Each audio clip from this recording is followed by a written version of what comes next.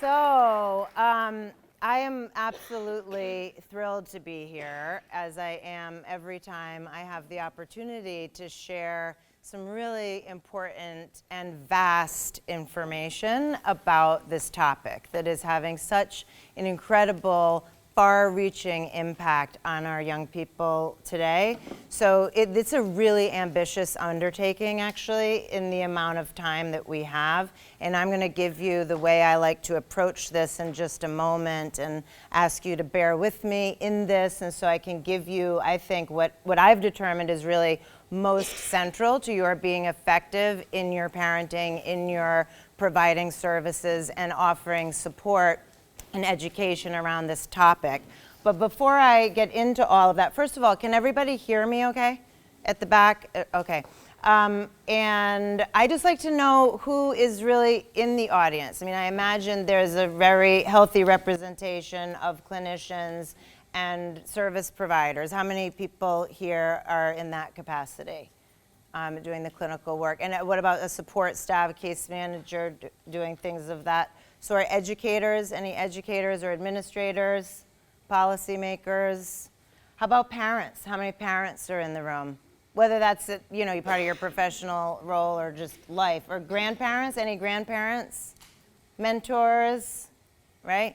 So I imagine in some way, shape, or form, all of us have opportunity to be with young people and to play some role in touching their lives. So I really hope that whatever capacity you are interacting in youth personally, with youth personally or professionally, what we go over today is going to give you a much more solid understanding of what's actually going on here and what those impacts really are. So a little bit more about just why this topic. Honestly, the more that I read and do and see, and the more research that is coming out, I would actually say it's a public health crisis, really. And it's really not just adolescents or young people, but I think that the most troubling element to this for me is the developmental nature of this and what young people really stand to lose if we don't, as the adult persons involved, if we don't really understand and have much more effective ways at helping youth navigate this, okay? So that is certainly one important reason, the developmental factors. And also, I think another place that I've observed where I think we're really all feeling kind of stuck and overwhelmed with this is it's happened so quickly that it all just sort of seems normative now. Like, well, what are you going to do? The kids need this technology. They're always on their phone. And, it seems sort of normal that we give people partial attention, when in fact, that's generally not effective or comfortable or appreciated by anybody I know, including kids, right? So we're getting these kind of new ways of relating with each other become kind of the status quo when in fact they're not that helpful. And the fact is this is not going anywhere. It's going to continue. I mean, if you even just look in the last 5 years, we've gone from having all of these mobile devices and access. If that wasn't good enough with the smartphones, we have to now have wearable stuff. We need watches to be there with us, and then we need eyeglasses that can Google something. So it's here to stay. And so if we don't, and I'm not here, by the way, and I'll say a little bit more about this in a moment, but I'm not here to try and crusade that or say, technology is all bad and the answer is total abstinence, although in some cases you'll see that is necessary. But it's really about figuring out how we balance these realities, right? Because there is really significant suffering that is happening with youth and with families. And even I would argue, if there are any teachers here, this is a little shout out to you. Like, my heart goes out, the suffering that you have trying to navigate kids and do the teaching that you're passionate about doing when you're getting just partial attention and there's all of this distraction taking place. So we really have to get a handle on this. And in so doing, it is perfectly fair to love certain parts of technology, right? There's no doubt that it is convenient and generally affordable It does connect us to a wider audience, and there's certainly a value for that. There's some research that shows, and you can probably just through your own personal experience sense with the GoFundMe phenomenon, I mean, there does tend to be more altruistic behavior that can occur online. You know, we have vast educational opportunities, commercial opportunities, cultural exchange, all kinds of things that we can benefit from technology. And then if we look more specifically at you know, some of the social media networks and some of the arguments, these are some of the what young people come up with as identifying the things that they really appreciate and value about social media, and that it does indeed achieve these things. And each one of these things is very positive. But I could stand here, and you'll see them circle back around later in the presentation, because of course we're here today to focus on the challenges, the downsides, the overwhelm, but for which each of those I could say has another side if it's out of balance or it's excessive. And so, but I really want to make that point clear. It's really about how do we navigate and balance, and less so you know, about get rid of it all and it's all bad, and if your kid is on social media, they're in big trouble, right? It's really not that. So I'm so sorry to say that I was hoping at this point, in terms of getting you guys into the zone of thinking about this, I was going to show a really nice clip from 60 Minutes, but I was just having a little difficulty with the speakers. So I will just do my best to summarize that for you. It was essentially a clip of Anderson Cooper interviewing a couple of researchers associated with the biggest landmark study that is coming down the pike in this area out of the National Institute of Health. They're going to look at, they've already started this, I mean, it's underway, and it's a 10-year, is anybody familiar with this study, by the way? Oh, awesome. Okay, so it's really good that you know about this. So they're going to be working with, I think it's 11,000, like a really large population of young people starting at age 10 and 11. And they're starting to do brain scans at this age now as it relates to different degrees of screen time and how much time, to really get that sort of concrete data and evidence around just in what ways various types of digital media consumption are impacting brain development. So, so a couple of the, I guess I'm trying to think what else I might summarize, or we might be better served to actually, because I was worried about the time, that now we have a little more time for an exercise, so I can hear a little bit more from you, and I won't have to rush through it. But before getting to the nitty-gritties, I thought it would also be helpful to get a sense of what is really on your mind in this community with regard to all of this. And I thought an interesting way we could do that, just for about 10 minutes to get some thoughts up here. And then that way, as you're throwing thoughts out, I can also make sure to try and emphasize some of those points for you as we go. But I thought if we could think of ourselves as a really super big marketing group that's trying to design a public service announcement, right, for this public health crisis. And we just want to get all kinds of aspects before we start the design of what we're going to put out there. I wanted you guys to be thinking a little bit about what are some of the technology habits that you've observed that you would deem potentially problematic, right? Whether that you want to use yourself as a reference point, or your partner, or a young person in your life, that is entirely up to you, or just what you observe out in the community, because I'm sure we've all seen really heartbreaking scenes of these lovely opportunities for people to connect, and everybody's distracted with their screen and bumping into poles. And I mean, there's actually been a lot of tragic events as a result of that kind of distractibility, falling off cliffs, trying to get that special selfie to post. That's how compelling this stuff is, that people want to do this and will, you know, plunge to their deaths trying to put that important picture out there. So the habits that you see, so for instance, everybody's distracted by their phones. That would be under that category. Or you could look at what you think, what you've observed in your own experience. What are some of the negative impacts? I see that, you know, kids are making less eye contact with me. Yes? I see Oh yeah, the number of likes. Yeah. Okay, yeah, the number of likes. And so, thank you.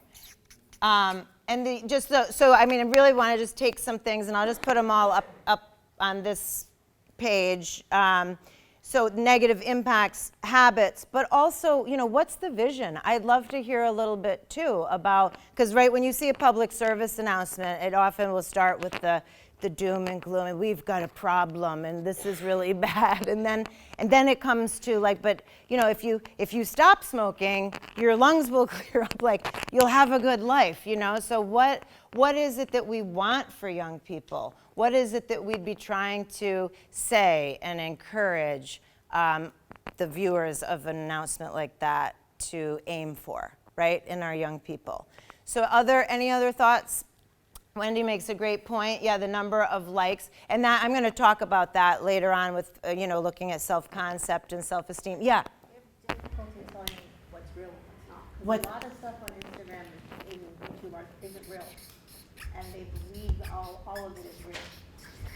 Yeah. Can you repeat your... What's real versus fake? Which is, that's a big topic, right, in the whole world of news and fake news and deep fake and these different things that can get orchestrated. What's real versus false? I'll say that. Yeah, and they don't really know what to believe. Yes? I have seen many parents giving electronics to small children just to calm them down, and that takes me out. Yes, and it should, well, and it should kind of concern you. Scary. It's really, really scary. Because when you hear what I'm talking about, and obviously the focus today is on the adolescence, but you can just extrapolate that down and think that if a young child is having that kind of exposure, it's just going to be that much worse, really, for them. And because the solution, one of the solutions, is in reinvigorating the social and emotional development, getting really clear with that, really offsetting the pull of all of these devices with even more face-to-face communication and really helping kids understand that. So that's great. So young children, and should we say with like a screen sitter? A screen sitter, would that be like, yeah? Because, and look at, I'll say right now, my heart goes out to parents today. I am a parent, by the way, of a 17-year-old daughter. So this is all really relevant for me. And, my heart goes out. It is overwhelming. It is so hard. And that's a factor, too, that contributes. Just the society in general has parents so stressed out. I get it. I get why a parent says, here, have it. Ooh, look at that. I gave the screen and instant stop, like instant peace and quiet. I don't know a parent on earth that wouldn't embrace that, and get a little attached to it. But we have to say, okay, that's valid, and you really don't want to be doing that. So we have to get back on track with other stuff. Yeah. I see a lot of cases where kids are angry, actually explosive when the device gets taken away from them. Yes, great. Yep. I'm sorry. So explosive, that there's a tendency for kids to be explosive when the limit is set, which is another place where parents are really struggling. And that is a very common response, actually, and it is suggestive that, something is really quite out of balance, and that needs a little more serious intervention. Okay, and who else had, yeah? I'm just curious about the intersection of addiction to, say, gaming, and screen time, and then substances, gambling, and how Yes. all that intersects and how one kind of feeds off the other or primes the brain for other addictions. Yes, and I'm going to speak to Healthy brain activity. Right. I will speak at that in the presentation. So explosive response. Okay, great. Yes. Socialization, when you go to a restaurant and you look around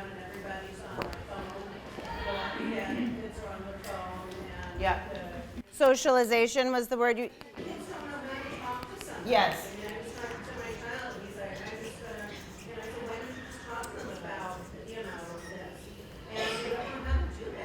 Right, right. No, they are. So the physical, whatever he just said. Nonverbal? Is that what you? No, but like bully people. Yeah. You know, the kind of, they say horrible things to people, but you're not saying it to their face. Right. Online and. Right. I'll put bullying down here. Did you have a thought? Pervasive commercial manipulation. Great. Thank you. Pervasive commercial manipulation. That was the thought, and that absolutely takes place.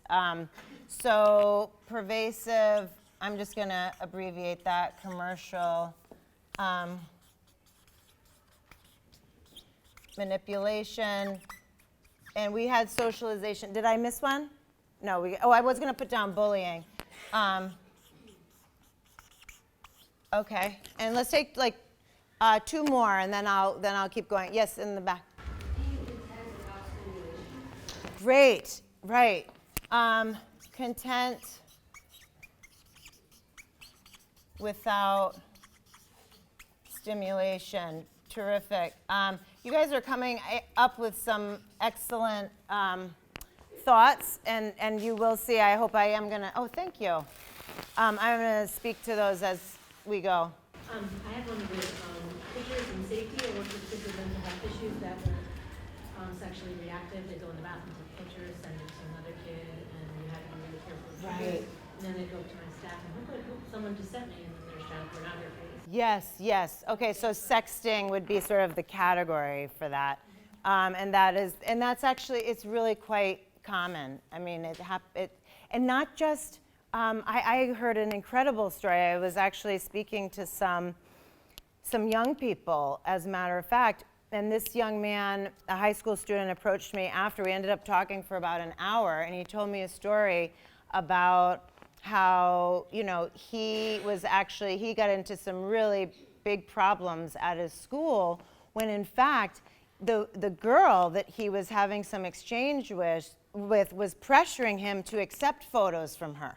Like, he was really trying to set the line and say, no, no, no, and the whole thing turned on its head, and he was really in a jam over that. And so, because I think we often think of it as, girls getting coerced to do it, but, they both lose, especially at this time in life. I mean, everybody loses. Of course they're exploring their sexuality. Of course, that's part of normal adolescent development, right? And they're gonna have those inclinations. But what is getting set up and perpetuated online is really quite unhealthy, and in some instances, really dangerous and criminal. And it's important, actually, that just while we're on this, because I won't emphasize it a whole lot in the presentation, the law in Rhode Island, they do not prosecute criminally for if kids got into a situation like that. Which I actually think, when we think about what's going on with adolescent development and how notorious they are for poor judgment because they can't have better judgment because their brain isn't developed yet, that seems like a more appropriate approach. Eric or April, can you weigh in on the laws in Massachusetts? You have DA. Yeah, Oh, that's right. I'm so used to speaking in Rhode Island. You guys don't really care what the Rhode Island law is. I'm sorry, I show my bias. Oh my goodness. I didn't raise a few seconds ago, but a lot of people have made a lot of the points that I was going to mention, like Nancy was saying. So I think there's a lot of pressure on parents to provide their children with these devices because they want to keep up with the Joneses, so to speak. And the parents are thinking, this is great, I can call them, it's for me to keep in contact. But the kids want it for everything else. They want it for the apps and this. But it's not like when you go for your license where there's some type of training. A lot of these devices are handed to a child and there's some parents do, but then the others that don't explain like do's and don'ts. So it's having a lot of implications on the legal community, because we've just had some landmark cases. Well, our office was the first, now you're seeing others, where someone mentioned the cyberbullying when it gets to the extreme. We had a case where a young person was talking another young person through a suicide,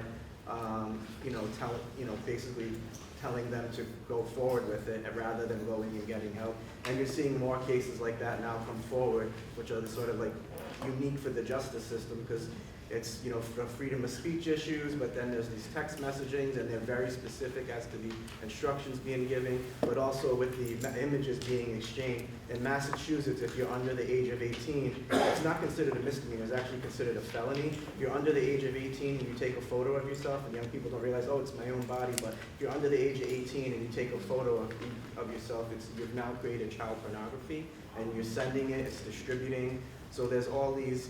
You're right that there's some bills pending in the Massachusetts legislature right now to look at what's the best way to deal with this.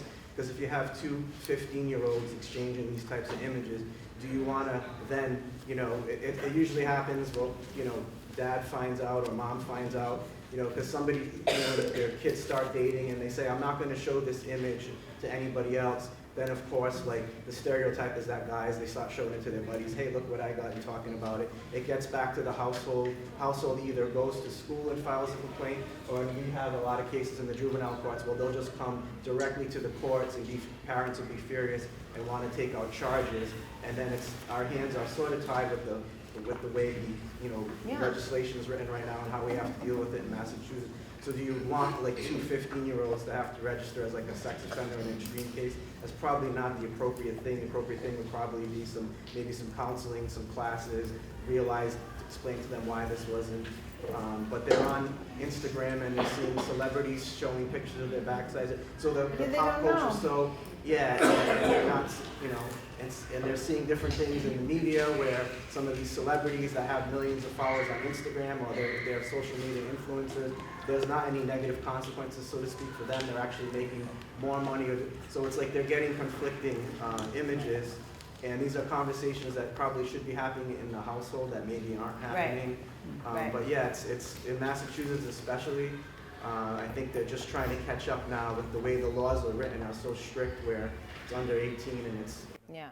No, thank you so much for all of that. There's a lot in what you're saying, and I think for me, my general response would be, we're all getting a ton of confused messages, right? That's why I'm on this mission, and that this is now going to be like my full-time practice, okay? Because there is so much that we are all playing catch up to. It's like these major big league things are already happening. I mean, across the board. I mean, there's really like only so much we can take on at once, but I just need to say politics, okay, without getting into a political conversation.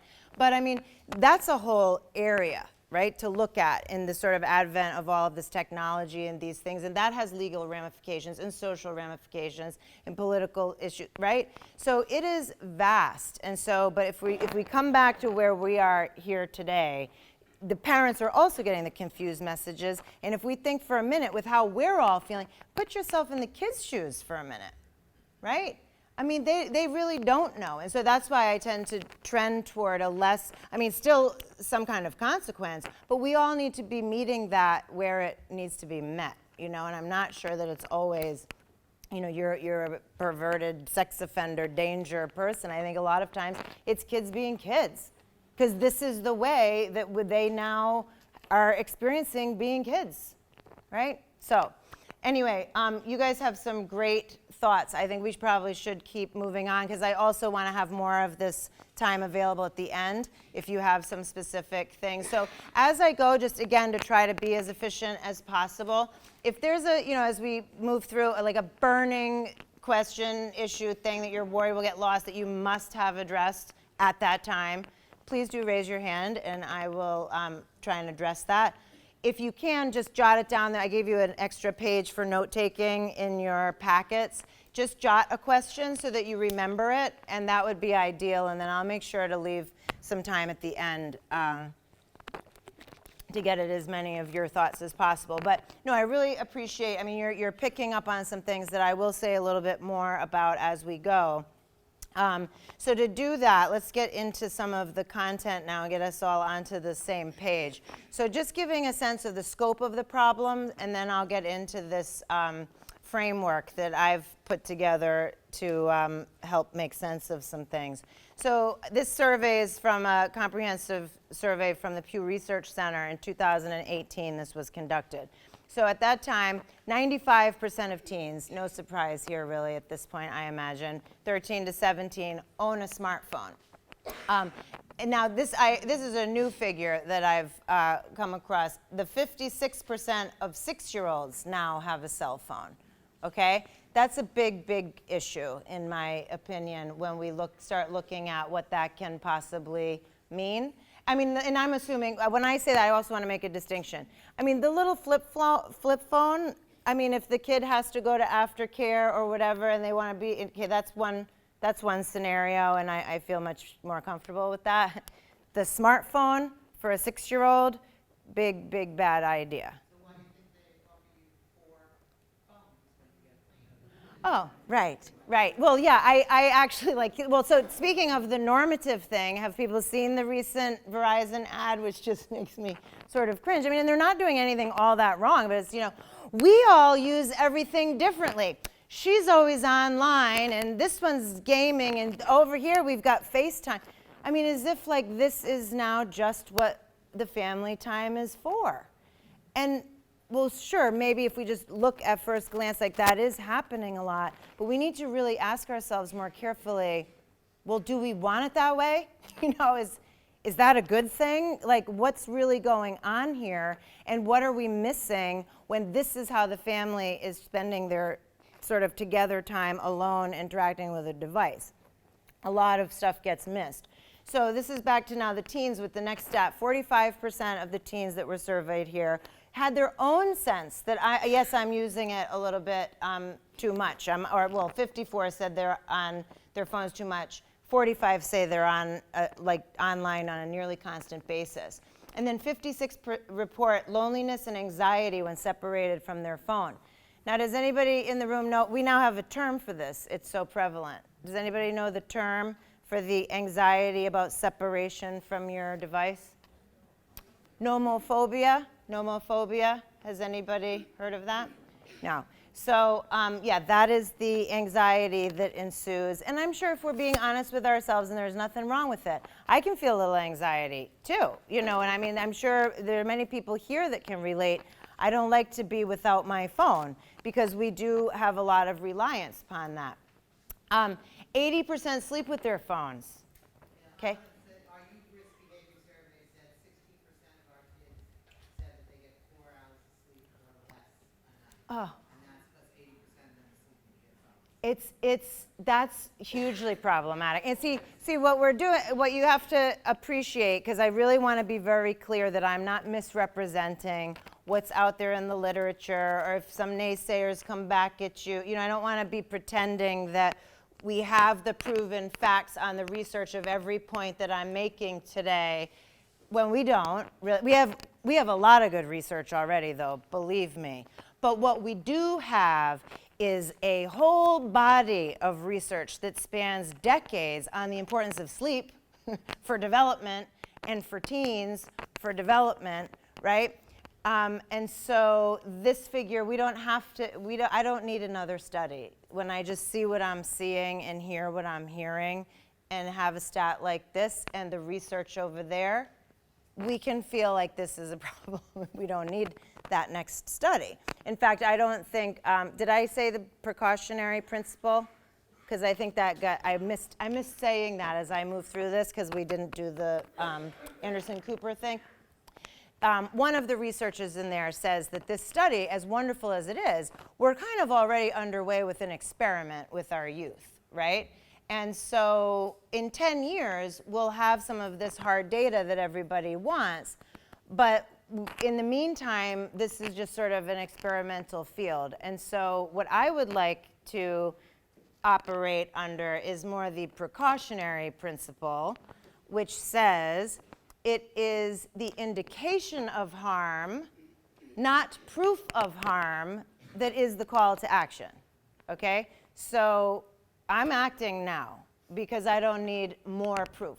There's plenty. And there are a lot of other like-minded people, by the way, and you have a really good resource list in the back there of books that have been written, and more research is coming out. But we really, we don't need to wait, because there's plenty of issue going on right now. So 29% have been awakened by their phone. And then as we look at gaming statistics, 90% of teens report playing some type of a game.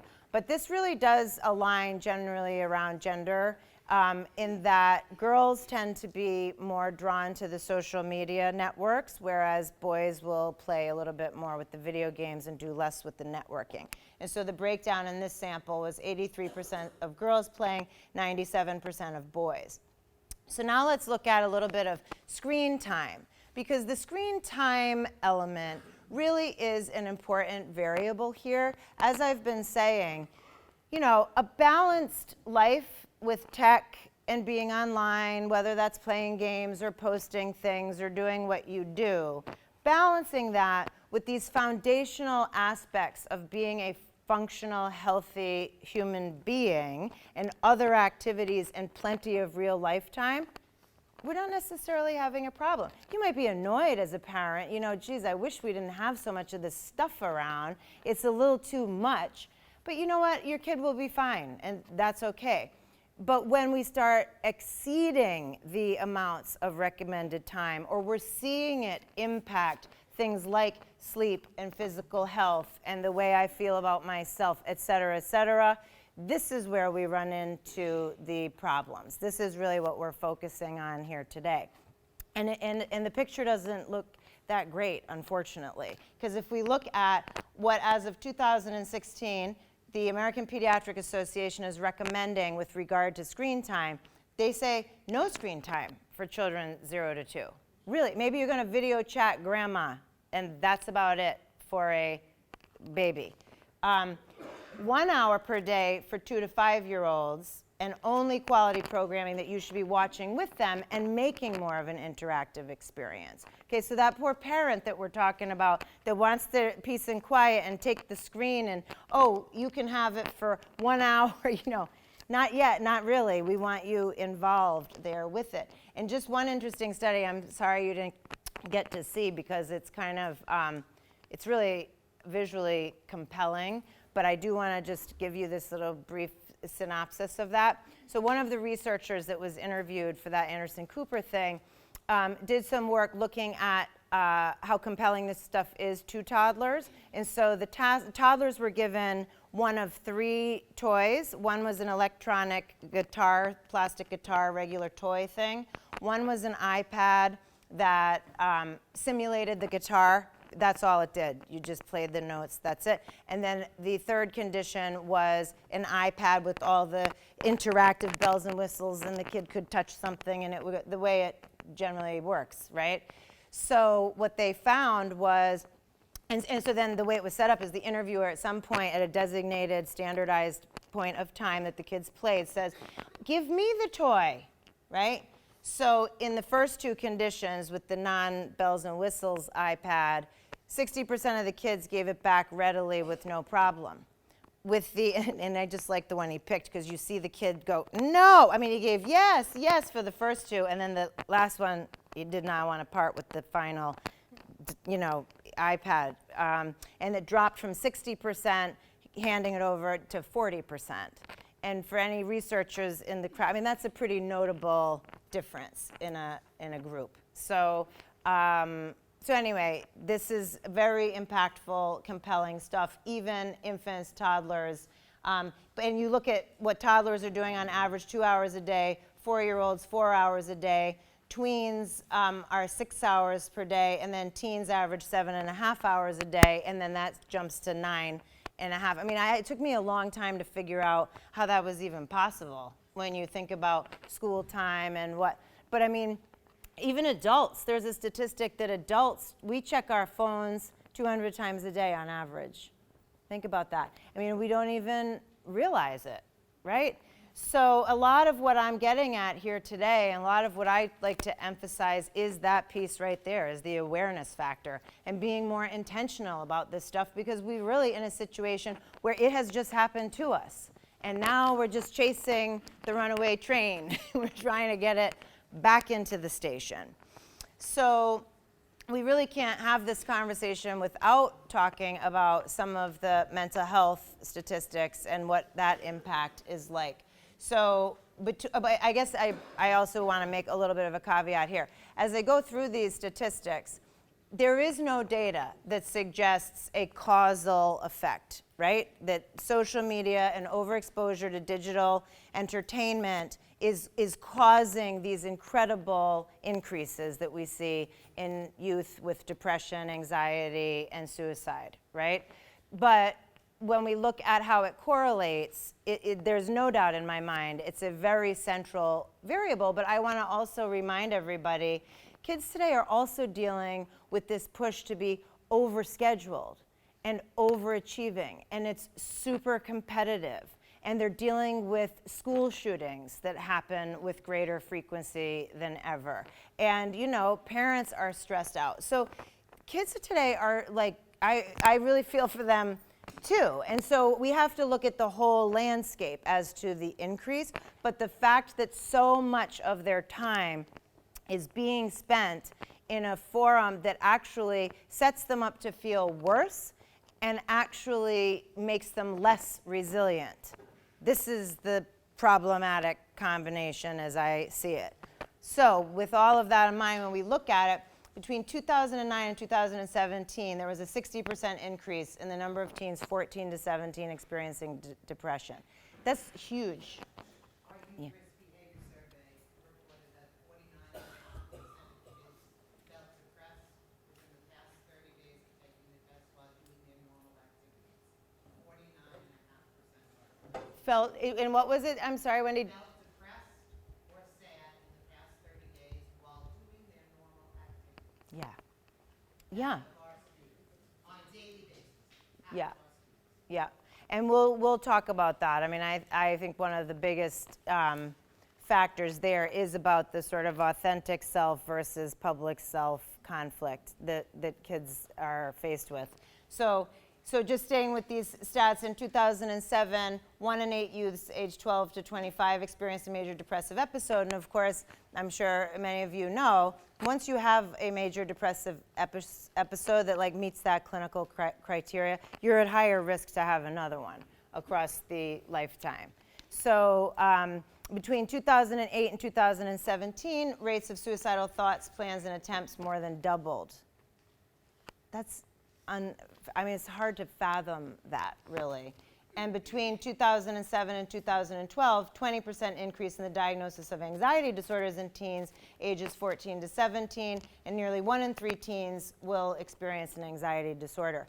And in fact, it's really right there that I first started getting really curious and concerned about this issue, like just in my own practice, what I started to observe. Because I would see more and more of these seemingly otherwise very capable, well-adjusted, good family, you know, coming into my office completely unable, you know, to even like order a pizza, you know? Like, I don't like to order at the restaurant, you know, and I'm thinking like, what's going on? This strikes me as very odd, you know, and then I just kept seeing it, and then seeing parents coming in with other presenting concerns, and then we're getting sort of to tech, or like they parent with effective limits on a lot of other stuff, but then this is just running amok, you know? So that's what kind of got me into all of this. So as I've been saying to you, before we look at more specifically the impacts, and I can address some of your questions, and then hopefully we can, you know, put our heads together and have some dialogue about the what do we do and the more hopeful part of the conversation, I want to really present to you some things that maybe you haven't fully thought about, because as I've said, I really think we cannot just be telling our kids, put your phone away. You know, if I see you on that thing, they're not listening to this. And anybody working with teens knows that's what they hate the most, is some kind of arbitrary, just, you know, don't do that, it's bad for you, right?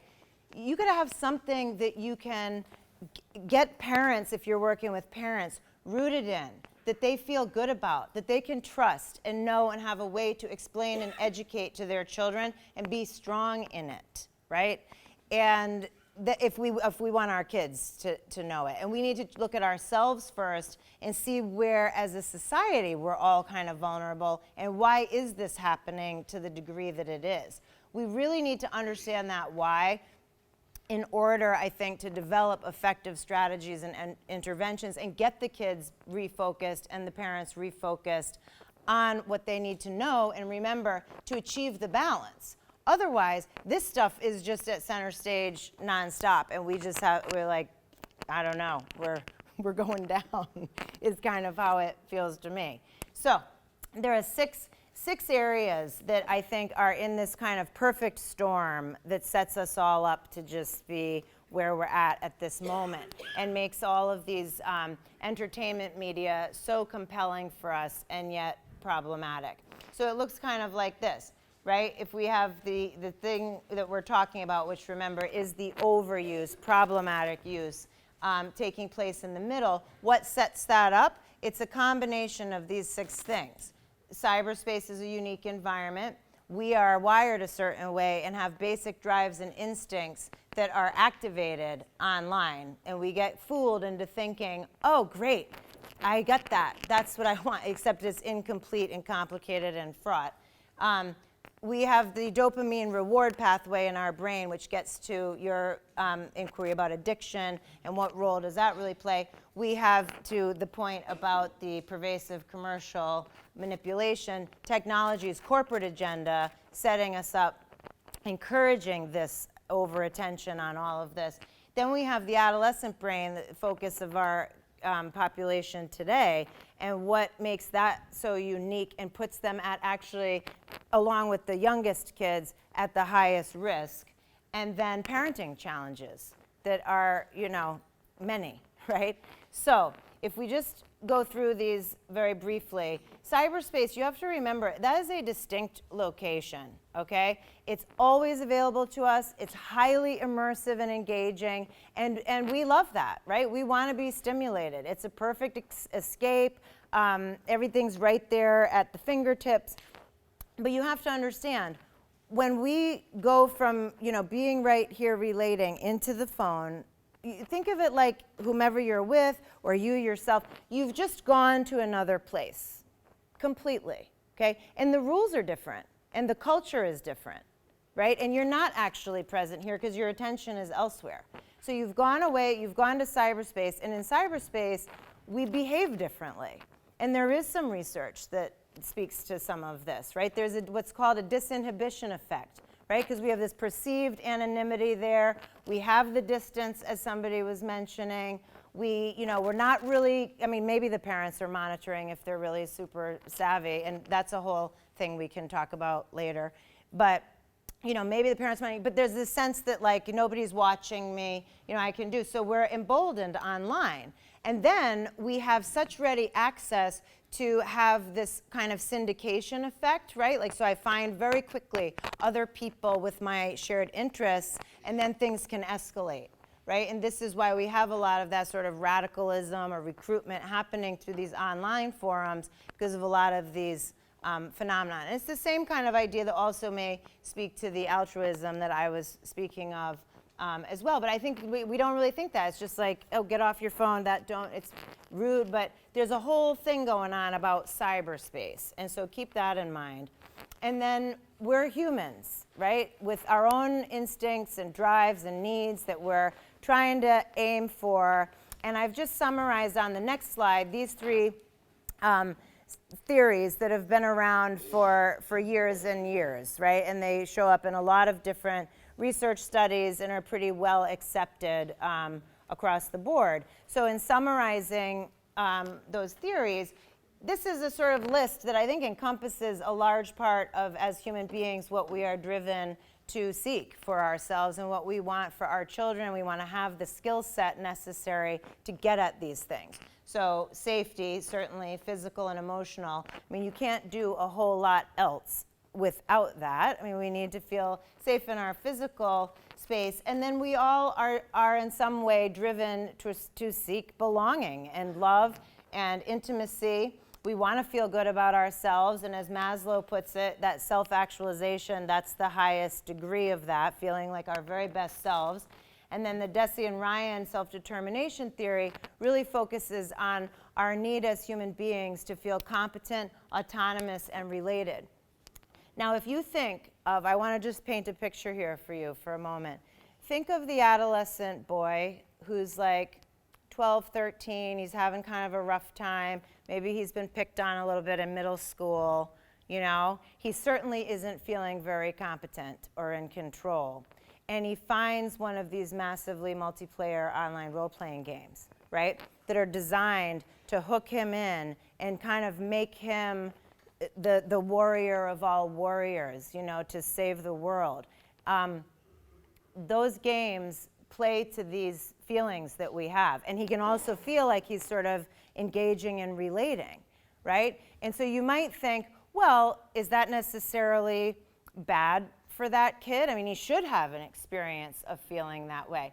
And I might say, to a little bit of a degree, sure, you could have that be a tool, right, for the kid, or make the link if you know enough to do so with what I'm talking about.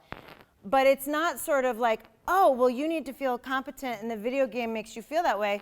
Just play video games then, right? It doesn't transfer the way we wish it would. It doesn't transfer.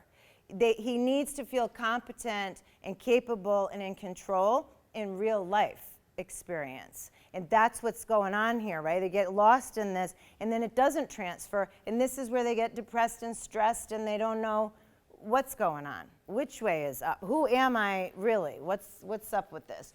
And then the last one comes from Freud, right? The pleasure principle and the id and the drive. And we can all relate to that. I mean, I think all of us probably use some degree of avoidance strategy to not want to do the tasks we don't want to do and do what's more fun, right? That's just part of kind of who we are overall. And that gets complicated when we then look at dopamine and the addiction reward pathway. So you guys are following this, right? The setup, right? We've got cyberspace and all of its bells and whistles. We have what we're really seeking as human beings, right? And how you can see how that gets tapped by these different medias. And now we're looking at neurochemistry and what we also know about addiction. And so in a nutshell, because much of the things I say could be their own 2-hour presentation, right?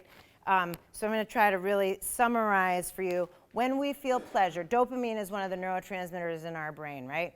So it's very involved in memory, learning, movement, right? Motivation, it's a biggie, and reward, okay? So when we feel pleasure, like if I give somebody a hug or I just feel like I'm taking a nice stroll along the river, I might feel like, okay, I'm feeling good, and then dopamine gets released in my brain. Our bodies produce it naturally. If everything's under control, when that's over, the body goes back to normal, and it's great. Things will give me pleasure when I feel that way. When we have a stimulus that gets a lot of dopamine going, and we're really into that, and we start overdoing, that system gets out of whack. And over time, we start needing more of the stimulus to get the same feeling of pleasure, right? And so that's when we talk about addiction, that's the tolerance buildup that starts to happen. And so after a certain threshold, what happens when the tolerance is going up, now I don't have access to my stimulus, the explosiveness, like the parent comes in and says, no, you won't have this. Okay, now we have to really question very seriously, is that a withdrawal symptom that kids are like this? And that's its own conversation that we'll have. Personally, yes, it is. That's what I think. Do we have the hard day? I mean, this right here that we're into, this is a big controversial thing right now that's needing further study. And the next, it is with the DSM-5 and the TR, and then the next one coming out, it's under further study, at least internet gaming disorder is. So I guarantee you, this will find its way eventually.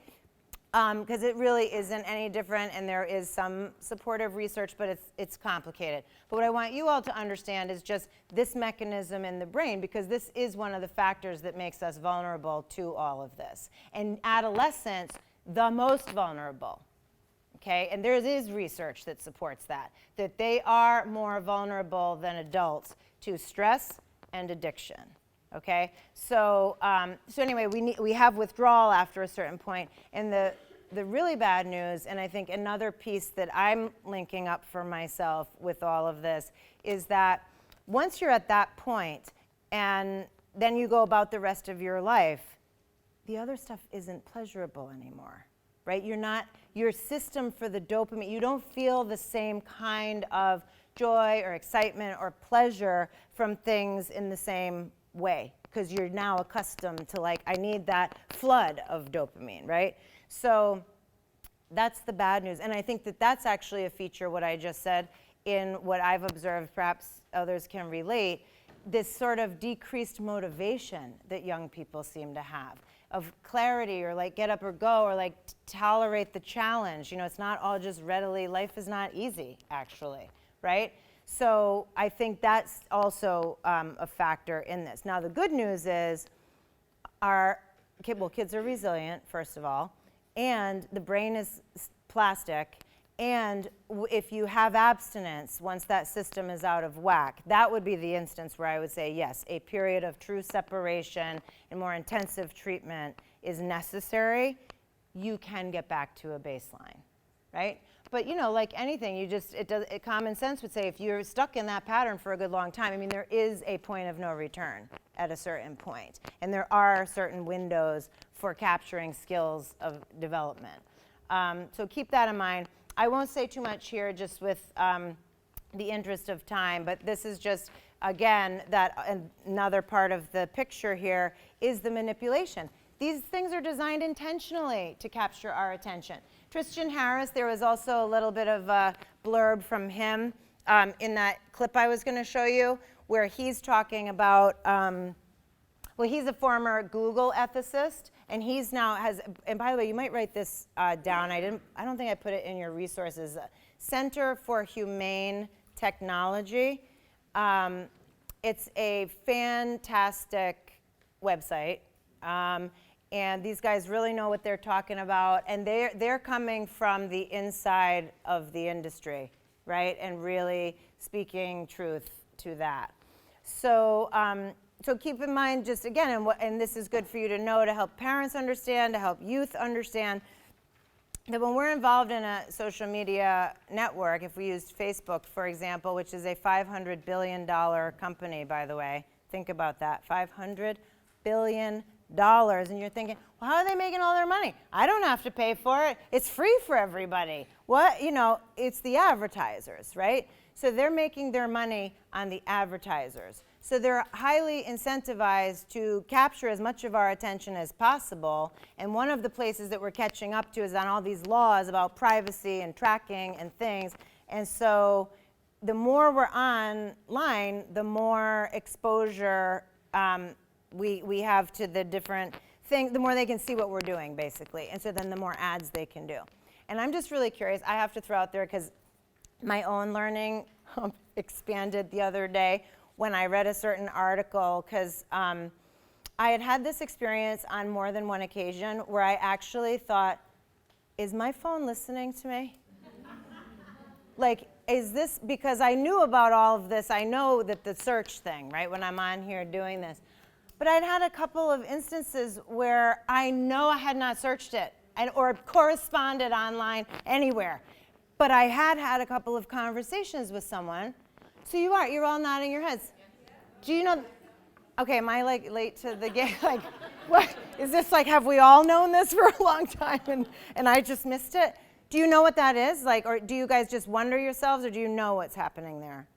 I think we actually agree to those type of things. When you get the apps and stuff, they tell you we're gonna be able to go into your phone log, we'll be able to go into your pictures and all this stuff. So we're literally allowing them to do it. Okay, right. I mean, we do have some control on this front. That's a great point. Yeah, and because we don't often read all the little fine print. Click 5 times to find whatever they're trying to hide. But what I understood in the article that I read is that yes, that does happen, which was nice because it made me feel like I'm not crazy. And I'm like overwhelmed with all of this stuff. Like now they're watching me, they're listening to me in my computer. But it actually has to do with the Siri thing. Like if you have any voice controlled anything going on, so you can, hang out with your device and talk to it, it will. Sorry, I couldn't help myself. I can't help myself. It does that. So you can't, if you go in and then like turn off those those settings like that, or mute it down, or whatever, separate yourself, it won't do that. So was there another question? Yeah. So say like your Alexa, like your Siri, all of those things that when you call them up by saying like, hey Google, or okay Google, or whatever, any of that is constantly listening. So like if you have like a microwave or a smart refrigerator and things like that, anything that has a microphone in it, is constantly listening to that trigger word, whatever that is, and your conversations are being recorded and stored in like right, I know, like somewhere. working on the Alexa system. Yeah. Listen to them. Thank you. If their system is missing cues and things like that. So they're not listening to it with any intention, but they're listening to your conversation about the kind of bread that you like or whatever, because they need to see if you said, hey Alexa, without it picking it up. So they need to actually have a human listening to that to make sure that the systems are working correctly. So like your phone, your computer, your laptop, it's all listening. It's all listened to. So just let that sit for a minute, okay? Because, I don't even know how to respond to that. So, all right. Yes? Just want to talk about it again, just something that we're going to bring a speaker for next year. Sure. Family Network.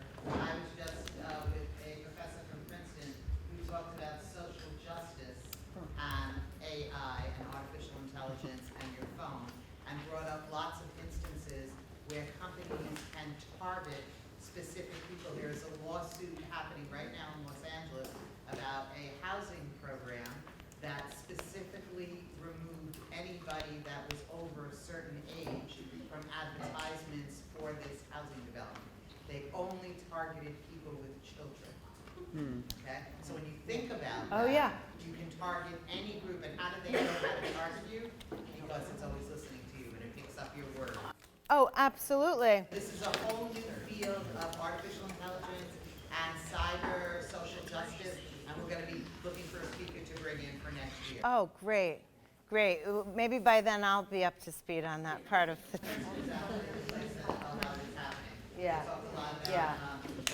How AI is impacting negatively on people of color. Yeah, absolutely. Using your hands when they have artificial intelligence turning the water on in the sink. Have you ever been to a bathroom where you see people that you can't get the water? If you look, you will see that they are people of color.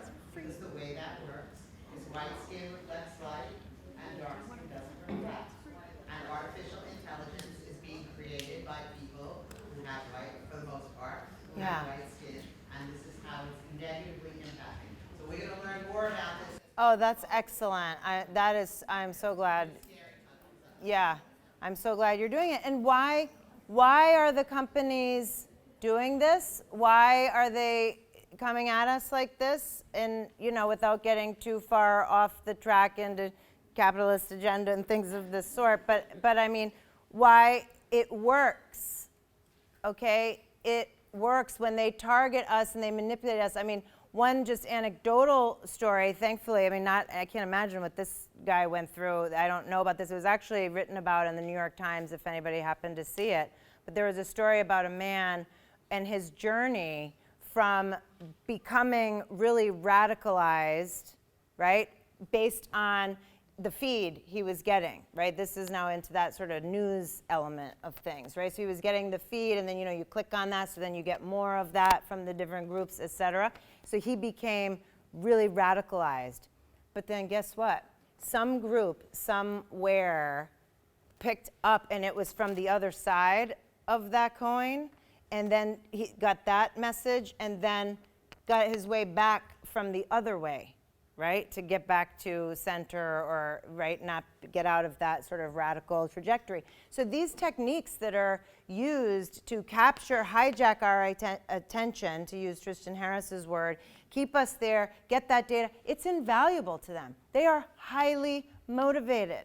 I mean, it's a multi-billion-dollar industry, right? And it's really now at the center of a lot of our experience. And so these things right here, these are tried and true behavior modification strategies that are, central to the gambling industry. And they're no different. I mean, the very, very same things are taking place in the games that are designed for the young people, or for anybody who's playing them. Right? So like variable rate reinforcement, for instance, like that's the proven most compelling reinforcement schedule to get somebody to keep doing a behavior, right? So they have actually behavioral scientists and engineers on staff whose sole purpose is to make the game bigger, better, longer, faster, more, to get us doing it more. So we're going to look at the adolescent brain. The prefrontal cortex is not fully developed, right? It's at 80% maturity. Our brains really develop now, we'd say, until about 25 or so. That's the most important thing you need to know. That, and that the prefrontal cortex is the part of our brains that is responsible for our self-regulation, planning, all of the executive functioning, right? Attention, focus, organization. And so this is why, actually, teens are not just naturally unruly or difficult or challenging, right? They don't have a full set of tools yet in their toolbox. They can't help themselves. And it's through the risk-taking and the bad decision-making that they do their learning, that they get their brains to kind of come online the way we need them to, right? So this is its most dramatic period of growth and development since the infancy, toddler time. And so there's this burst of neuronal sprouting. I'm going to offer a little bit more bad news for folks here if we're not all kind of concerned enough. But I'm saying these things so that, somehow when you find yourself in the conversations, this can be disseminated to the parents and the young people you're working with so they can start to have some of their own awakening. And then we will definitely make sure to have time to get at strategies. How do we have those talks? What are the best things and what are some of the guidelines?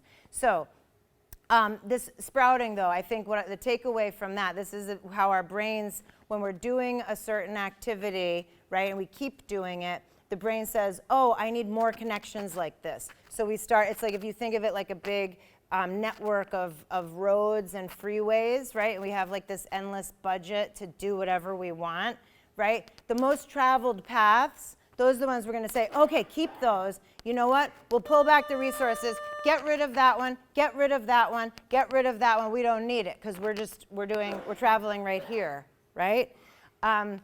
And conversely, if we say, gosh, everything's on these 3 roads, maybe we need some more right here in this way, right? So it's kind of the use it or lose it phenomenon. So if we think about, let's say some of those little roads are like nonverbal communication skills, we don't want to cut that road off. But if I'm spending all of my communication time through text and online and digital media, well, I'm at risk to really be at a deficit, really lose some of that capacity over time. So we also need to be aware hormones are proliferating at this time. That makes them more vulnerable to the stress and coping. Their circadian rhythm shifts. So with sleep, teens move toward wanting to kind of go to bed later and get up later. Okay, well, we can support them in that and give them that space on the weekends, but they need to still get to school. That goes a little bit against that grain, and then if we start feeling like, well, they've got their cell phones in their room and now they're being awakened, they're going to really be operating at a deficit of sleep, which could be another factor in the mental health statistics too, right? So, and they are, as I've said, more vulnerable to addiction and stress. So this final area to consider, and we're still in the sort of framework, right? To just even see all of these things need a little bit of awareness and attention, I think, to be effective in how we take this issue on. So parents, I would say today, are more distracted, not because they care less about their kids, they don't want to engage, we've forgotten how to parent, but because just the demands of life being now what they are. And there's more stress. I think we live in a fear-based culture. Parents, they want to make us afraid of everything, and if your kid doesn't do, 4 versions of soccer, good luck having them go to college. There's all kinds of things going on. And so when you take the combination of the first 3, it leads to this other phenomenon that I think really is, in my observation of working with families, a sort of predominant parenting perspective, which is one that tends to be a little bit over-involved. So we have these kids who are seeming less capable for the reasons we're discussing today and various others, right? They're not as resilient, they're not as independent, they don't know really what to be doing, and then we're mixing that in with parents who feel that the solution to that is, I need to protect my kid, I need to swoop in. You've probably heard the term helicopter parent, or now somebody told me, I was talking about this the other day, I said, oh, helicopter, where it's like tiger parents now. So, right, we just get very involved and fight the battle for our kids, and there's really notable data and research coming out of college campuses that they're starting to see more and more kids struggling in the transition to college. And in fact, I saw a statistic that 30% of kids entering college were home by this Thanksgiving semester, just could not manage all that college brings, when historically we can get kids ready for that beautifully. Yes? I have more of a question maybe for later. Yeah, sure. No, that's okay. What about parents that curate social media profiles for small children, right? People that are in their late 20s to maybe late 30s that have young kids under 10 that have their own full profile where they're putting all their baby pictures and they're putting all their kindergarten and whatnot, with the intention of that kid eventually taking over that account, having it be their life on social media. Right. Are you looking for my thought on that? Or, did you want to guess? Do you want to guess? Do you want to guess my thought? No, I know. I'm happy to speak to that. I mean, I think I'm going to speak to what feels really sweet and positive about that, right? That here's a mom who wants to capture her baby's life growing up. That's beautiful. I don't want to discourage that for a moment. Where I would question it is, what's the purpose for that? And do we really need it to be happening in this public forum? I mean, or we could, a scrapbook is still a good thing too, right? So I guess I would say the practice of doing that is not necessarily bad, and this is sort of the point of that's the whole frame for today, is we just need to be more intentional, right? Ask those questions. What is this? I think it's a great idea, and this is a good use of technology, right? This mom can do all kinds of creative, cool things now if she wants to chronicle her daughter's life, But put it in a file and keep it. Give it to her. I mean, we don't need to be at every turn, what's everybody giving me the feedback, right? In that kind of a way, to that degree, would be my thought. Yeah. You have people that wish their kids happy birthday on Facebook. And I'm like, why? Go tell your kid happy birthday. Call your kid and say, happy birthday. Why does it have to be on Facebook so that I don't care? Yeah. Yeah, no, I was saying to someone before the presentation, I mean, I have to use some of this stuff and be aware enough, right, so that I can speak about it. But the only active account that I have is Facebook, but I'm kind of what's called a lurker, right, or a stalker, because it really makes me feel great.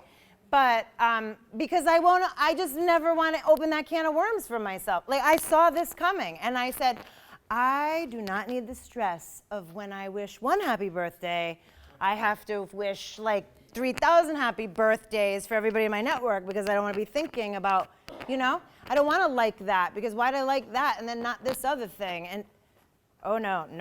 I saw that coming from a mile away, and I said, no, I'm good. But that's an interesting article. That's okay, right? So we can all figure out, and I'm fine, by the way. I do just fine. I don't feel like I'm missing too much.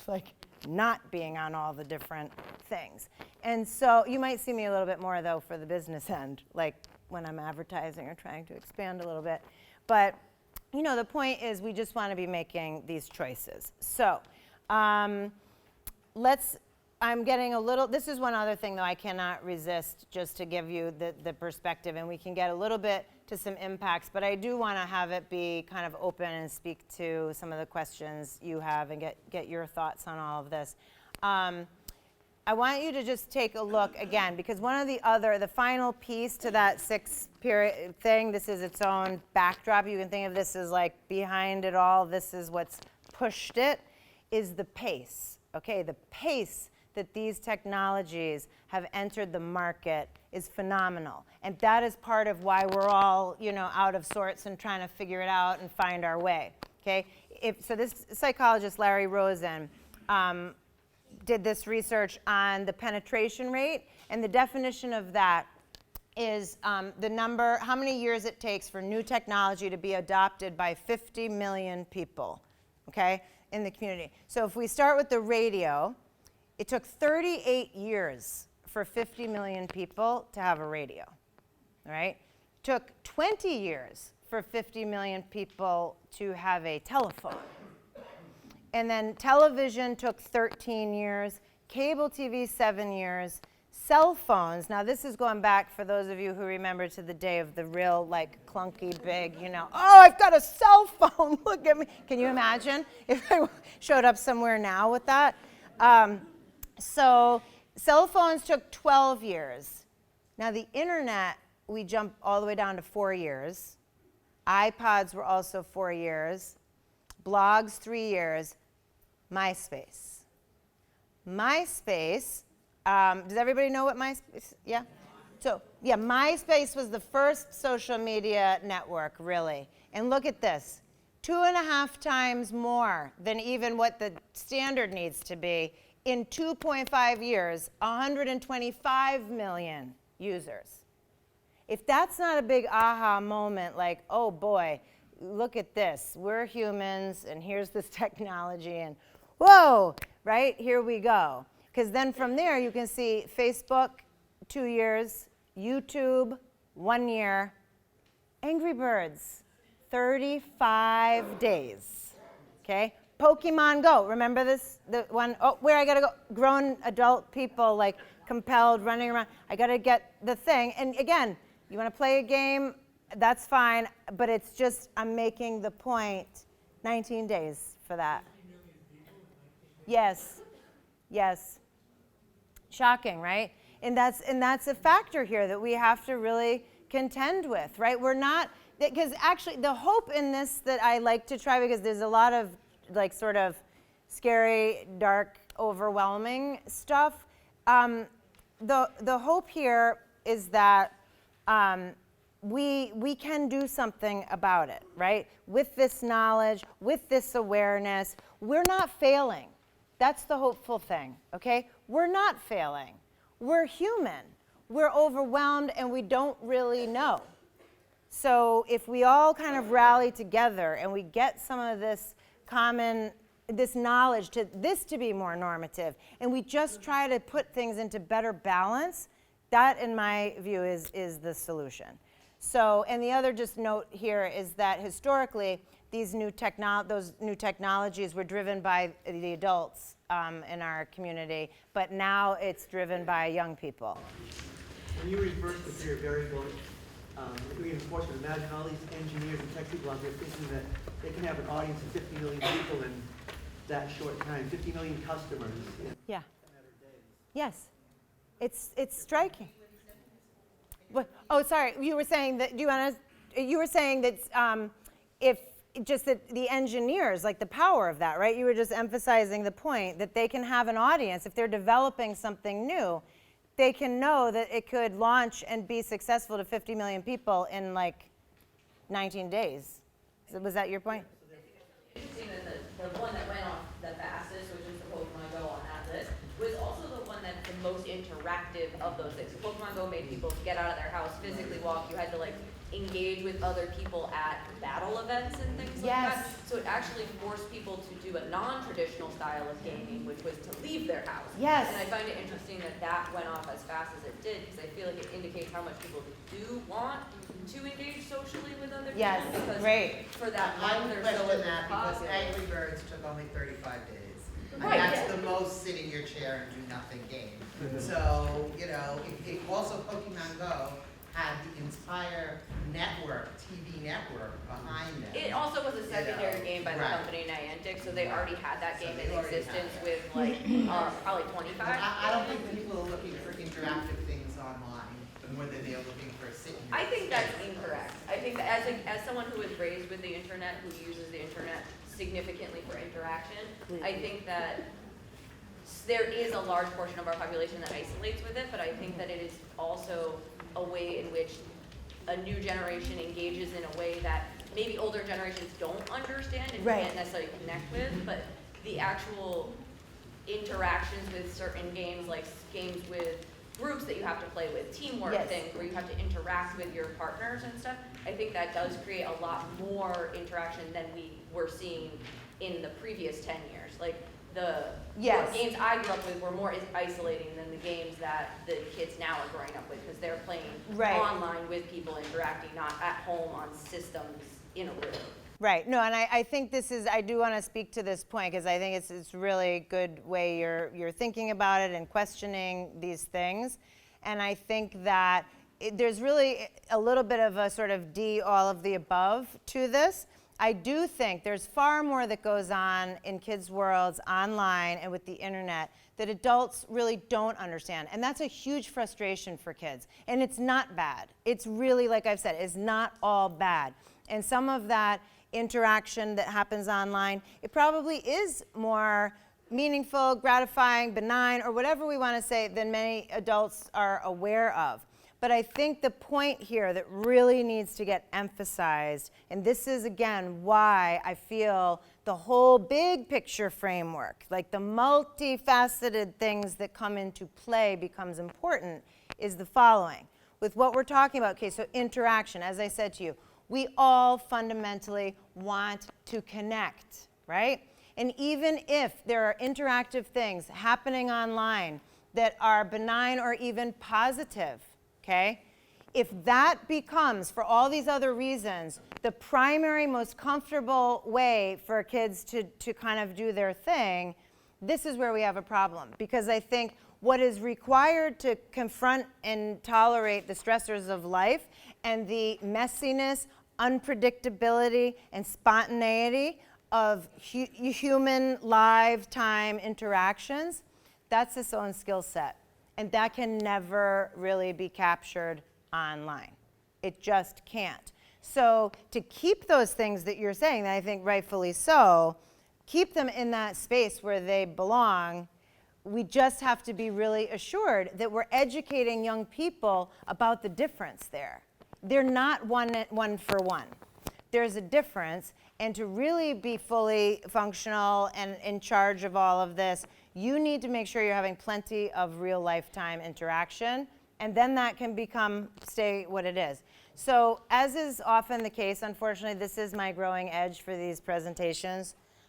It's just so much information, and I know we have about a half hour. I really do want you guys to be able to ask more questions of me. I am happy for anybody who's able to stay. I can probably stay for another half hour and just talk more informally with anybody who has questions. But I do want to really respect that. So I think what I'll do is I'll try to, on each slide, and you have all of these slides in your packet for the most part, give or take a couple. I think what I'll do is just kind of summarize or pull out from each slide what I think is really key to kind of wrap up in the next 10 minutes or so, and then leave at least 20 solid minutes for questions. Does that feel okay to folks? Okay, is that good, Wendy? Okay, thank you. So really, like I said, I mean, the impacts are happening, research is happening, books are being written, really in all of these areas as they apply to this topic that we're talking about today. each one really could be its own 2-day workshop. So I really wanted to keep it here, though, just for the cartoon. Can everybody read it? I'll read it. Wanted you guys to see. So this kid says, dude, what's the purpose of life? And this other guy says, I don't know, man. The computers are down, or I would Google that, right? And so I know it's kind of like, should I really be laughing at that? But because it does speak to, I think, an issue that this can do with the learning and the thinking to be a little bit more passive, and we can get all the facts we want on the fly anytime, right? I love that when I'm taught, we just checked that. Oh, what's that? I don't know. What was that movie? Let's look it up right now. Although, by the way, we don't have to do that every time when we're having a conversation with somebody. But we can get the facts. The question is, do we know what the facts mean?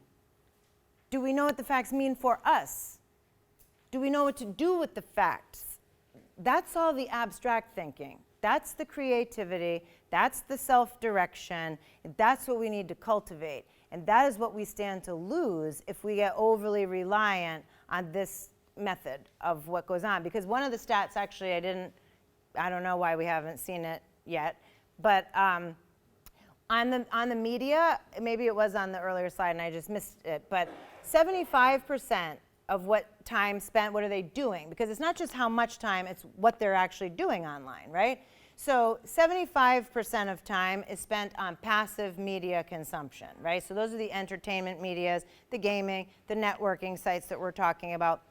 3% of time is on the creative, developmental, innovative kind of thing, like I'm writing a song, I'm making a film, I'm generating new content to share or do.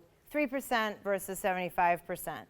So I'll just pull out a few key points, and then I'll probably get at a lot of what is what remains through your questions, I hope.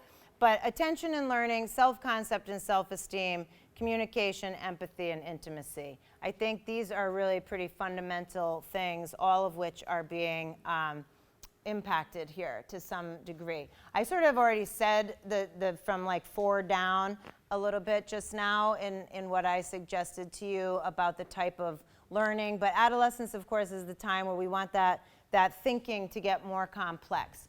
And I'm going to just speak briefly on the top 2. So multitasking, that's a big buzzword catchphrase in this arena and in this literature.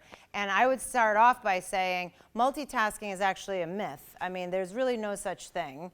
I mean, I suppose you could say the walking, chewing gum thing, those are 2 tasks, and I'm doing them simultaneously. But why I can do them simultaneously is because they don't require a focused attention. That's the big difference. We cannot, as human beings, read an article and watch a television newscast simultaneously and think we're capturing all of that. And there's plenty of research to show that this interruption, because the way it's spoken about in what we're talking about today is, the little blurbs that come through the text, and I do that, and and I need my music to, the music actually I don't mind so much. Listening to music for some kids, okay, fair enough. It's really the texts that come through and I'm doing all the different things. That absolutely impacts retention and recall and learning. And then that also, it's become, giving one thing focused attention is really challenging for many youth. And again, these youth that we're speaking of, these are heavy, heavy users of the internet. So as far as self-concept and self-esteem goes, I mean, I think, again, the takeaway here, the most striking thing is how kids are so pressured into this machine, really, and the expectations and the pressures to post and all of the focus on selfies. And we want the feedback. And that's been around for generations, right? I'm in my teenage years. One of the primary tasks is my identity formation. And I do that by trying on different identities and then watching and seeing, and am I getting feedback? And the way we used to do that was in a very natural manner with our friends that were right here, our activity, our family. But now it's kind of, I'm checking it out there, and it's really how many likes am I getting, and then I'll adjust, and it's got a whole different energy and way to it that's really, and even before I started running out of time, that was beyond really the scope. I mean, this is a big, complicated topic. But I think if you just think about the conflict that kids feel and what goes into the development of our authentic selves, right? Our self-concept, where that comes from.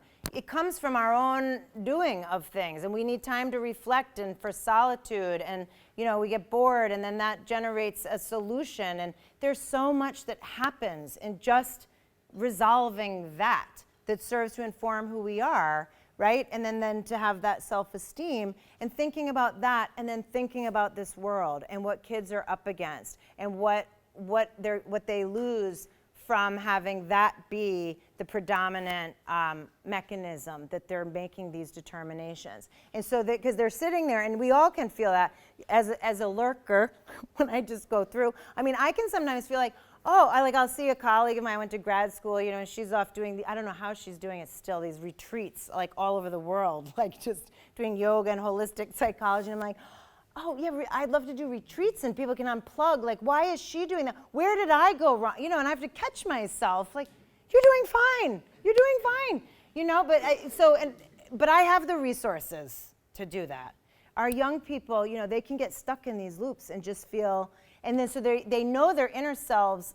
They're just not confident in it, or really trust it, or really know it. But they're seeing what they think is the ideal of perfection, and then they're comparing and contrasting all day long, right?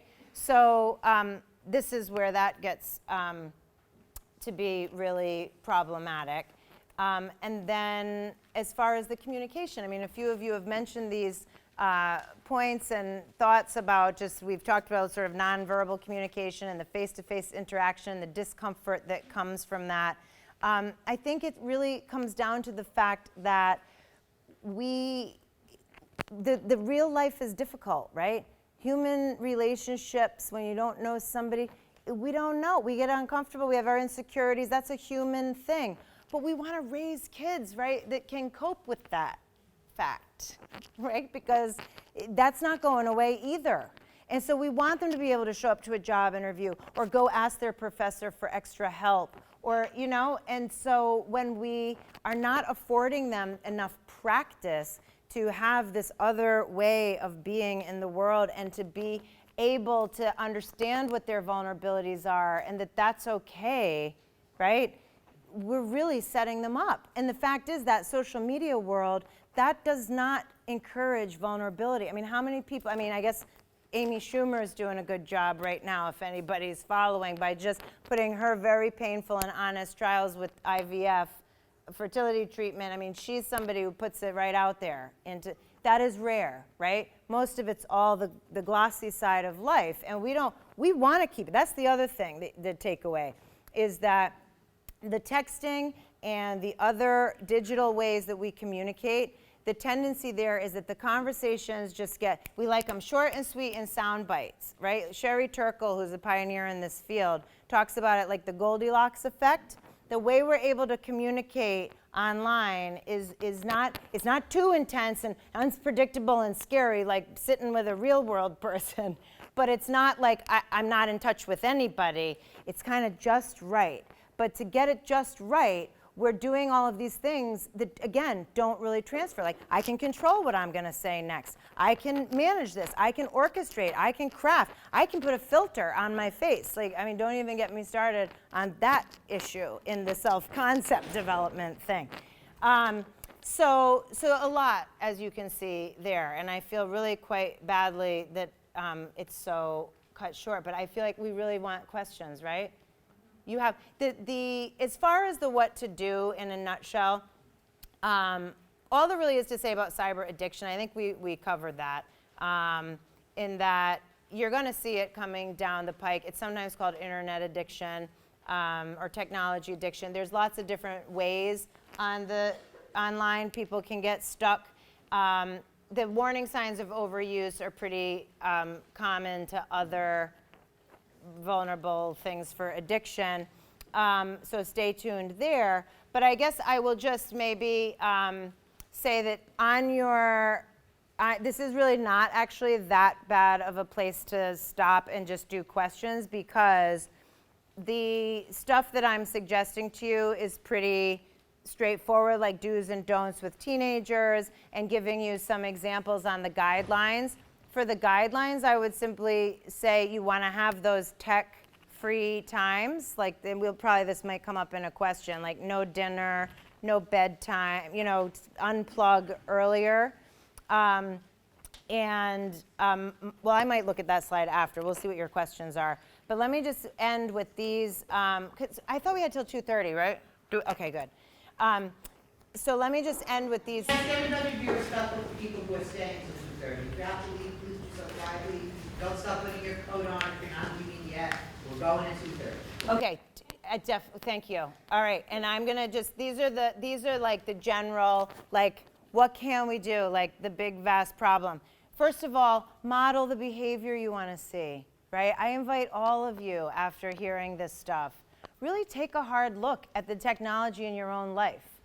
I know a thing for me, I get vulnerable these days to the news thing. I have to like catch myself sometimes, and I make conscious choices to I'm taking a break, and I don't have my phone dinging and binging at me like all day long with different things. So think about how your own relationship is, what you value, what you feel is okay before, and then make sure that any kids in your life are seeing that from you. Because we can't ask kids to do all of this and then be unavailable and distracted on our device, right?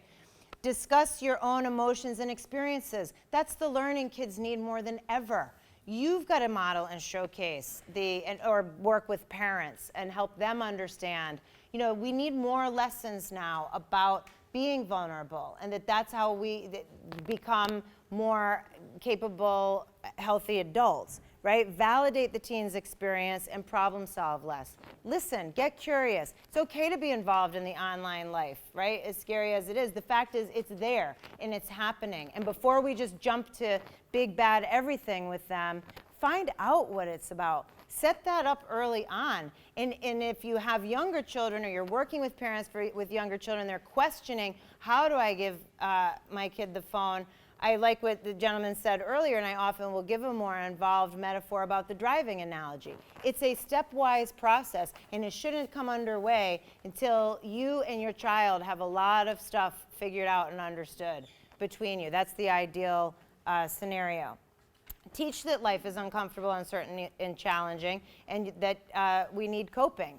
Trust your instincts, too. And that's, again, I hope that some of this speaks to what I believe many people probably have in their gut. We just don't have the confidence because we get all the different messages going on. Know your child. Take interest in their online lives. Encourage and insist on the real-life experiences. And have them solving problems, right? Help parents empower their kids, not over-involve and do it for them. And then there's a family media plan in the back, too, that from Common Sense Media, which is another great resource. And emphasize, as I try to, that, I'm not anti-tech. It's not about hating tech and everything kids are doing. It's being pro-resilience. But it's understanding why we need that and what's involved in that and how tech compromises that. And then please seek support, right? I'm here as a resource. There are many other people in the neighboring communities, and more people, I think, coming to this awareness and are available to help with the support. So I really apologize that it got kind of cut short, but I just hate that. I'm sorry. So I take some questions. Yeah. What are your thoughts on trying to find that delicate balance? Because I feel like nowadays, a lot of young people are encouraged to use technology for school purposes or for learning. And I know everybody's like frowning upon the whole, toddlers and the kids being able to use technology. I'm guilty of it. I said for the longest time I would never be that parent, and I am. So my hard. daughter learns a lot of things on the phone, and I know that even her siblings use the technology to do something. So how do you find that balance? And also, what if they did want to go into a career where tech is the way to go and they want to make that money in technology? Isn't it good for them to kind of learn some of these things on the early side and be prepared for those careers early, I guess? Yeah, so a lot in what you're saying, great points. Starting maybe with the second one, I think that, that's one of those slippery slope double message things that's out there that I think undermines our strength and power in all of this as parents, as providers, right, trying to help forge the way. And because I think that, first of all, if you look at going into the tech field, I mean, that's a beautiful thing, like any other career. If somebody's drawn to that, they should be supported in that and they can get going. But I'd be hard pressed to argue that a 4-year-old, you know, needs to get a jump start because they're going to want to be succeeding in the tech world kind of thing. And I think that's another place where kids get seduced. There's a lot of this like, oh, I have to basically do 3 things and it'll immediately be handed to me and then I can be a rock star, superstar making millions. Or now I might even get to be an esports competitor. God help us, right? That where we watch people playing the video games, that's the real sport. Right. For winning Fortnite. Yeah. So that gets very tricky. I mean, but I think that I would just take that like I would any other career, and I would push back on like they can pick up whatever the skills and be really, again, asking the question, what exactly, how does this transfer to the career path thing? As far as the other question you had, I think that's its own whole topic about technology in schools, and schools are coming to their own moment with all of this, and what do we do with cell phone policies and the technologies to support learning or take over traditional learning, et cetera. I think, again, the answer lies, and this is why I spend so much time giving you that framework. You need to be really clear about what is involved in raising a healthy, functional kid in today's world. And I would argue that every person sitting in this room has the answer to that in their own lived experience, in their own heart and soul, and to get at the things that I've shared with you today. But the kids are not getting that same kind of exposure that we used to have just in vivo, naturally. When we go, my husband was just telling me how we were taking this walk in the woods, and he was like, oh my God, I totally remember. We used to build the most elaborate, cool forts in the woods, okay? And I was so struck by that, because I thought, think of like what is going on in a moment like that. Like these young boys in the woods building forts, right? They have to plan, they have to cooperate. Who's gonna be the alpha? Oh, you're the alpha? No, not me today? Oh, okay. Now we need to get that's not working. Oh, I've got an idea. How about we go get some stuff and we put this on here, okay? That's what we need. So to offset what's going on in the schools and the time and this, yes, you need to be aware, and it all comes down to the relationship. If you start young and build that right relationship with your kid, and if you start educating them as a little digital citizen growing up in this world and how to manage the tech, and you're not down on it and you're not off, but you are going to say, like anything else, we don't give them Twinkies before dinner. You're not having this yet because you don't know how to manage it yet.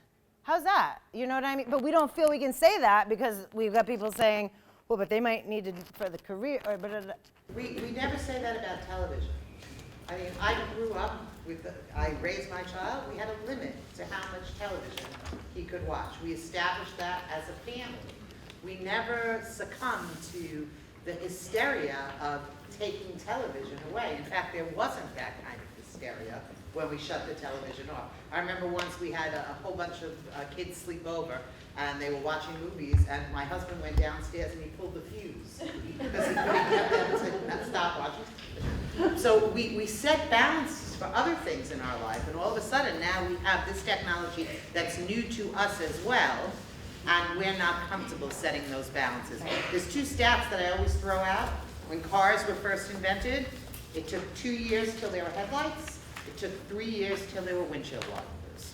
It takes a while for us to catch up with what's going on technologically, and we have to bear that in mind. Any last questions for Jessica? Yep. So I am working with a 16-year-old. She is like so into the internet to a point that all her friends are online friends, not healthy friends. She actually has a boyfriend online that he is very demanding. Every time I go and see the family, there's a new story. The other day, he overdosed and she called 911 for him. And then he has like all the crazy things, like he tried to kill himself, he's doing all these things. So I'm trying to help the family, and we talked about parental control for some of the devices. I mean, the kid has an Xbox in her bedroom, 55-inch TV in her room. Oh wow. Like a laptop, a desktop computer. So one of the things that we agreed at a family meeting was that they were gonna put that, like call the internet company and put the parental control. I went back, but they didn't, because they're too afraid that her behaviors are gonna get worse, and she might end up in the hospital. Right. So what are your recommendations in a case like this? You're talking about a very extreme situation, and yet, unfortunately, a fairly common one. I mean, I've heard stories like this quite a bit, actually. And so, a serious situation does generally require a serious intervention. And I think you're on the right track in that, but the family, of course, needs to be really well prepared for an intervention like that. Because the likelihood is it is going to get worse before it gets better, right? For a brief time, if it's handled properly, right? So everybody needs to feel like that can happen safely and in a controlled way, and that they have the emotional resource to withstand that kind of dysregulation from their kid. Because the kid will probably have a meltdown to a degree that could require hospitalization or the calling of the cops. But I will often, in an extreme situation like that, part of the work, part of the intervention is working with the family on accepting that may be the appropriate and necessary course of action. Because it really does get sort of beyond you, and if we don't sort of break that, if that's been identified as what's maintaining and perpetuating all that's involved in this, and then we've got to try to separate that. If you do anything short of, it will not correct on its own, right? So I think that would be the best I could say. And I'm happy, we can chat for a moment after if you want to follow up on that. But yeah. Last question. I'm trying to be really optimistic listening to all of this. It's scary. Yeah. And two things came to my mind as I was listening today.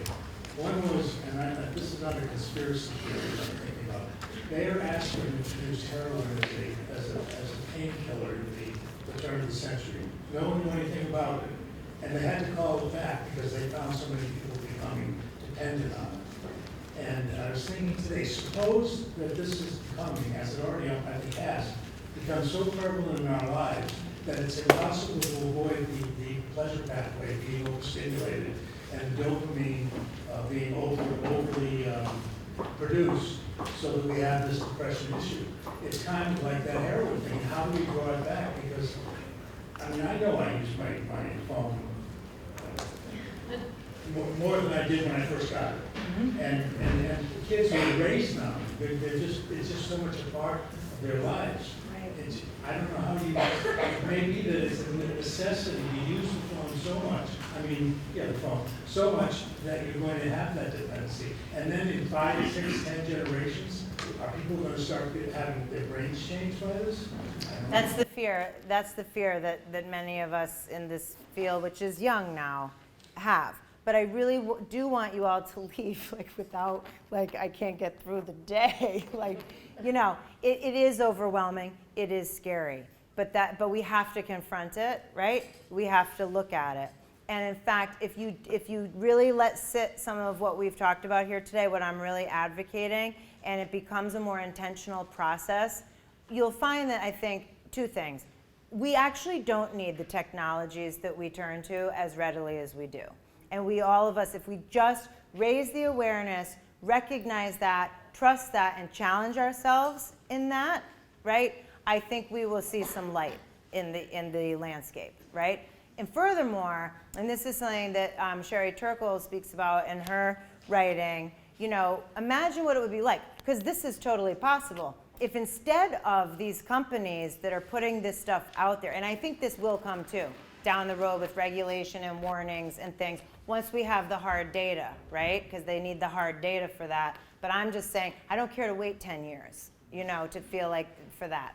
But I think that if we had companies making things actually less desirable, right? If these technologies were set up in ways that didn't seduce us in the way that they did and actually didn't exploit our vulnerability and made it more boring. Like the longer you play the game after 2 hours, and in fact, there are laws in both China, South Korea, and Taiwan have already determined this is a public health crisis. There's lots of treatment going on, and they have changed rules around gaming. Parents can actually get fined the equivalent of $1,500 if they let their kids play under a certain age or past a certain amount of time, right?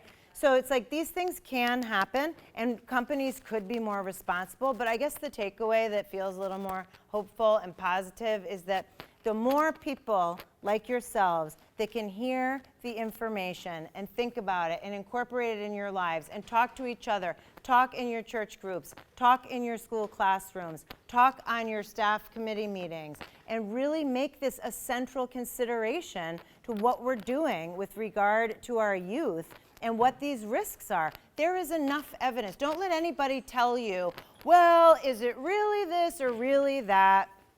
Well, if you remember that precautionary principle, if there's an indication of harm, right, I think that's a good enough call to action, especially when you think about like how multifaceted, you know, this issue really is, right? So to end on a happy note? Yes. Just think, though, of all the things in our life that has changed positively because of social media. I think of GoFundMe, people who were able to raise money for things that we never would have heard of. The Me Too movement happened only because of social media and the strides that we've made in that movement. So we have to also try and balance it. I'd like to end by reminding you of your evaluation, but before you start doing your evaluation, I'd also like to throw something out. I like to observe, and I watched many of you engage on your phone during this training, which is kind of funny. But I'd like you to set something up for yourself for the next week.